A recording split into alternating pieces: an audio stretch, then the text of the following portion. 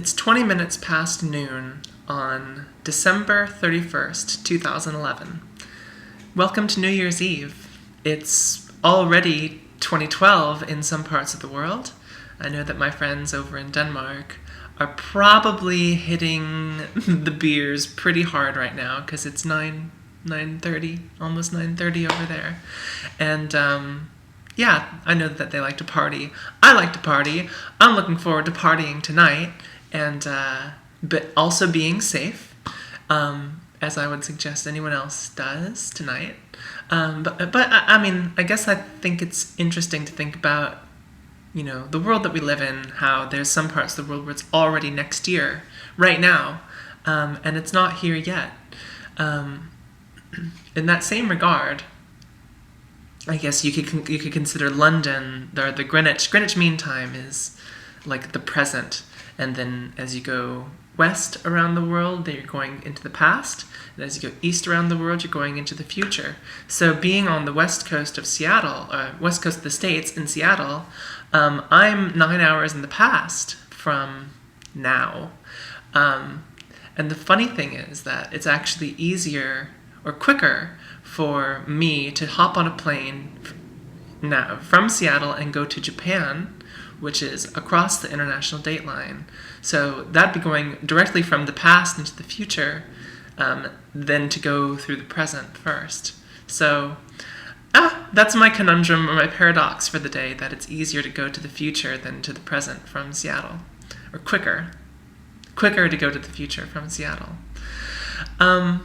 So, the year in review, I want to talk about my 2011, and all the things that happened, and all the things, for good and bad, and what I'm looking forward to in 2012. So, I guess the first thing, I'm not going to go month by month or anything, but I will say that 2011 for me was the year of surgery. Surgery dominated my headspace and dominated most of my time. At least, it dominated about half of my life for the entire year. At least thinking about it and then living it and dealing with the recovery process. And so, I went in for my surgery in March, and about 6 months later, after dealing with some pretty constant pain on a daily basis, after about 6 months, I've started to feel like a normal human being again. And so, I guess to offer up any advice for those of you going in for surgery, which through reading my YouTube mail, there are a few of you who your surgeries are coming up. I would just say, be patient. Give yourself 6 months of rest and relaxation and healing time. Be mindful of post-op depression, because when you go through this kind of surgery where you can't really walk at all at first, and then you can't stand without pain later, it really leads to a feeling of a loss of independence.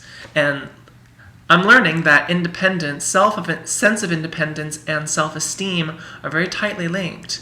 So if you're feeling not independent, you're feeling like you have low self-esteem, that can lead to depression and feeling really, really bad about your life and the world. So be mindful of those things. And, always ask for help if you think you need it.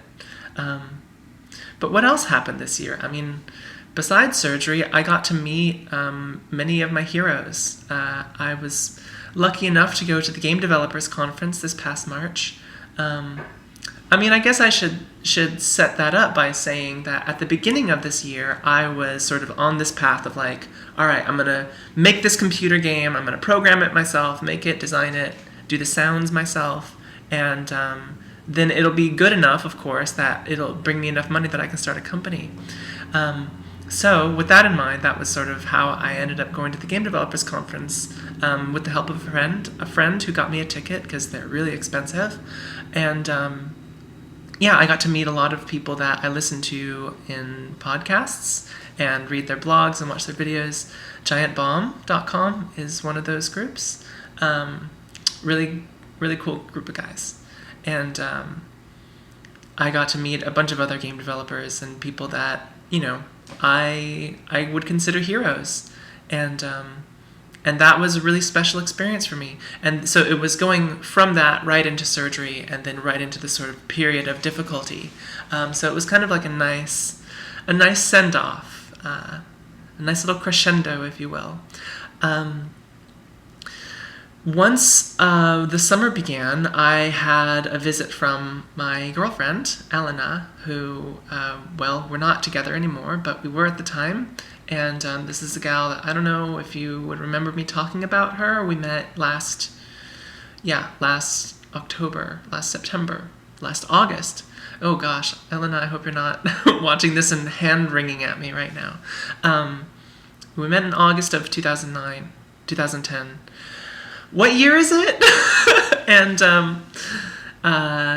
we were together for a while. We had some time apart when I left Copenhagen and then got to see her again after surgery. And that was difficult. It was nice to see her, lovely to see her, and we keep in touch now, and I'm glad that she's in my life. But distance is a big problem in relationships. I've tried to do a long-distance relationship once before, and that relationship only really worked because the long-distance period came to a close, and it didn't look like Elena and I were going to have a chance for this long-term or long-distance period to end. So that ended. That relationship ended, and that was sort of something I was dealing with over the summer. At the same time, I was programming this game. Maybe I should talk a little bit more about the game. So the game is, you can play it right now. It's a version that I finished at the end of the summer. It's kind of a beta, and so it's very rough and not very good, but you can try it out if you like. I'm going to put the link right here if I can, and if it's not right here, then it'll go down in the description.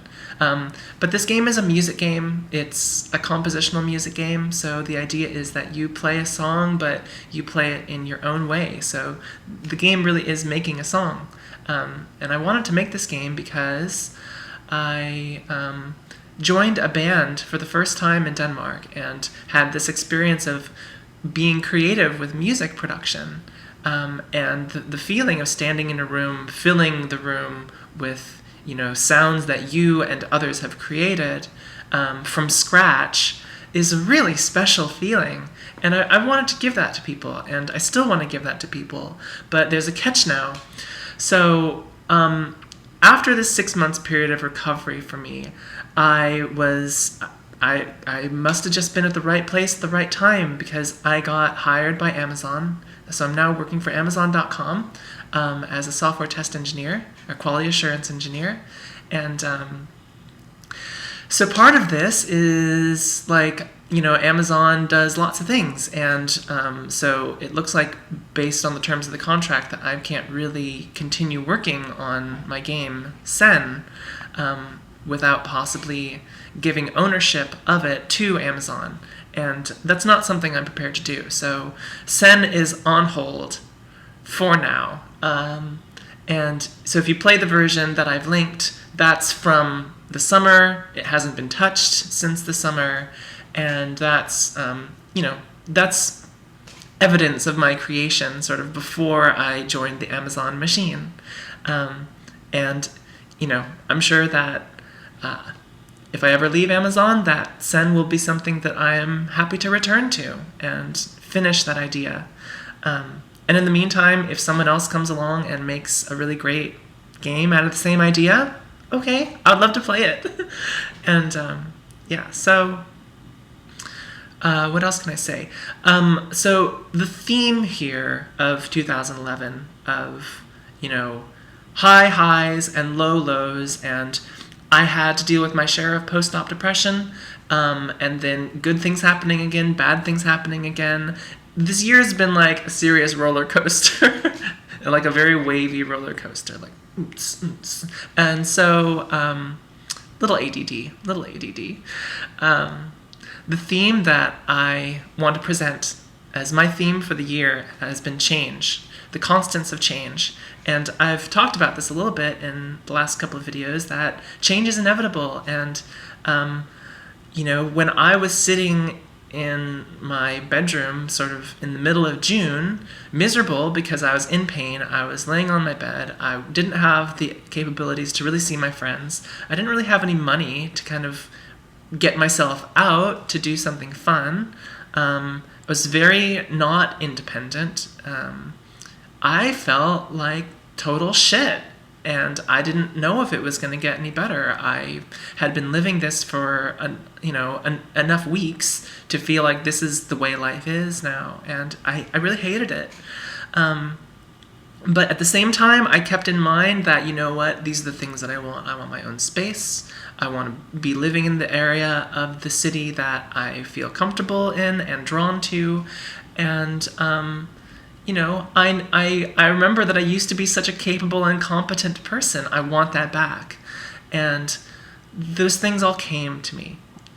My life changed to incorporate those things in ways that they didn't when I was feeling miserable. And so I want to share that with all of you as a reminder that, yes, change is constant, and things that are bad now aren't always going to be bad. Things will get better. They will change for the better. And as long as you keep a good attitude and, deal with your emotions and your shit as they come, and don't get overwhelmed about how... Well, it was easy for me to get overwhelmed emotionally because I'm a very emotional and sensitive person, and I suspect that some of you watching are as well. And so I just want you to keep perspective. Just keep perspective about change. At the same time, now I'm living in this new place. I'm living by myself. I'm taking care of my cat. I live close enough to work to walk. I live close enough to all my friends to walk. And, I'm setting up 2012 to be a fucking brilliant year for me, and I'm really excited about that. But at the same time, I have to remember that, this isn't going to last forever. There's a lot of change happening in the area around me. There's a lot of gentrification happening. Historic buildings are starting to be torn down, and new condo units and apartment units are being built up. So this area of Seattle, Capitol Hill, the queer district, is this place that I've wanted to be for a long time. And now that I'm here, it's starting to change kind of dramatically. So, it's things like that. There's evidence of change everywhere. And I'm ready for, the next roller coaster of the year, because, I've lived through so much challenge and so much hardship and sort of self-examination and dealing with issues of identity that, and also dealing with external life stuff, like having a job or not having a job and getting through that, and having the support of friends or having friends sort of disappear from your life for a short time. These things happen, and I know that more of this stuff is on the road for me. My grandfather is kind of sick right now, and I don't know how long either of my grandparents will be around, so they might die in 2012, and I want to make the best of my time with them. So this is what I have to share with you. I am extremely pleased to be here and be alive, and to be back on YouTube and sharing videos and planning to make more videos.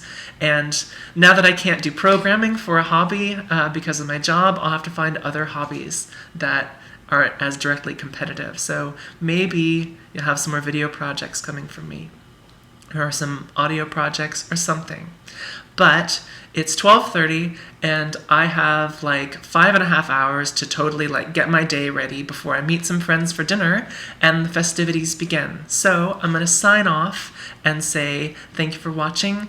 Hope you had a wonderful 2011, and if it was full of challenges, then I hope that you found many opportunities to grow as a result of those challenges. And I will see you in 2012. So I'll see you next time. Mwah.